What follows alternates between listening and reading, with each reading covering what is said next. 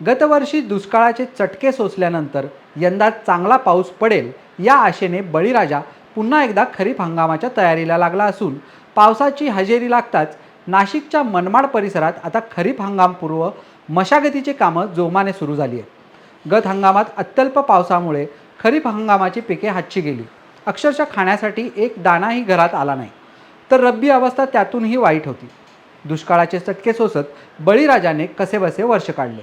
यंदा मात्र चांगला पाऊस पडेल असा अंदाज हवामान खात्याने वर्तवला असून मान्सून पूर्व पावसाने समाधानकारक हजेरी लावल्याने बळीराजाच्या आशा आता पुन्हा पल्लवित झाल्या आहेत। नांदगाव तालुक्यात पावसाने जोरदार हजेरी लावल्याने बळीराजा सुखावला असून अनेक शेतकऱ्यांनी पाऊस पडल्या पडल्या पेरण्याही उरकल्या आहेत। मात्र एकीकडे बी बियाणे आणि खतांच्या किमतीत भरमसाठ वाढ झाली असताना दुसरीकडे पीक कर्जही उपलब्ध होत नसल्याने उधारीवर तसेच दागिने गहाण ठेवून बी बियाणे खरेदी करण्याची वेळ शेतकऱ्यांवर आली आहे। दुष्काळाचा दहा सोसलेल्या बळीराजाला पुन्हा उभे करण्यासाठी मायबाप सरकारने बळीराजाच्या पाठीवर पीक कर्जाच्या मदतीची थाप देऊन लढ म्हणण्याची गरज असल्याची भावना शेतकरी वर्गातून व्यक्त होताना दिसते।